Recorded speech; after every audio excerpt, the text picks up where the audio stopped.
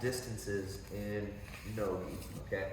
When Tim is sitting up, he has a lot more ability to engage his guard, okay? So I think as black belts, we do you guys a disservice a lot of times when you watch us roll with other people and we're just laying down on our back like this and just waiting for you to come into our guard. I would prefer this as the guard passer. It's much harder to deal with him when he's sitting up and his hands and his feet are in line with his guard, right? So I would prefer to get Tim, at the very least, I don't have to get him flat on his back, but I do have to get his weight moving slightly backwards onto his tailbone. Now it's hard for him to bring his feet forward because his balance is on his butt bone, right? So if I can get him moving back onto at least his tailbone, I'm gonna be able to start to rotate him either direction, kind of like a top, to start to get myself to the side here, okay? And you'll notice I'm always, in no-gi, I'm always more worried about this top leg, okay? I can use my legs against this bottom leg, but I can't use my legs against the top leg. Does that make sense? So my grip is always more focused on the top leg. I'm gonna be trying to put my shin against his shin so that this hook is not very, very meaningful, okay? If he puts it inside, now it's much better. If this one gets outside, now it's much better, okay? So I'm always looking to push his shins in, circle to the side to make his hips open towards me, and put my shin against his shin.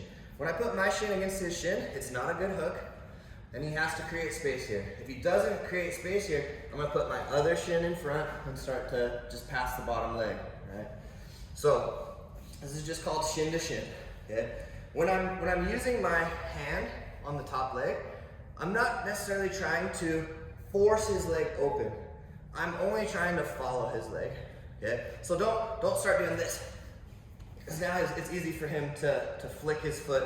You're at the end of your range of motion of your arm, right? So it's too hard to follow out here, okay? So I just keep my elbow bent, and I just keep a little pressure on the shin, but I don't extend my arm.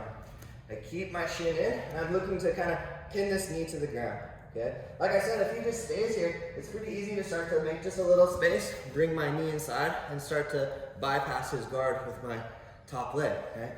So what we're gonna talk about though is see how I kind of am pushing his ankle downwards. For him to kind of he's not gonna be able to bring his knee shield inside. This isn't a very good defense. He's gonna start to get past his hips to the side here. So usually what he's gonna have to do in this scenario is start to bring his leg over the top and step on him and start to push, right? So as he starts to bring his leg over the top, I bring my bottom arm to the back of his knee. I put my elbow, or I start to cup his tailbone and put my elbow on the ground, and I windshield wiper my legs past his guard and start to bring my head against his chest. And I'm looking to have like, this elbow is underneath his spine on this side, and I'd like to bring this knee in against his tailbone on the side here and start hugging the shoulder so that I can start climbing his body, okay? If he does make a frame against my face and start to push into me, I keep circling to the side, and I can usually at least end up in side control. If not, use this underhook to start rolling him onto his side and getting into his back.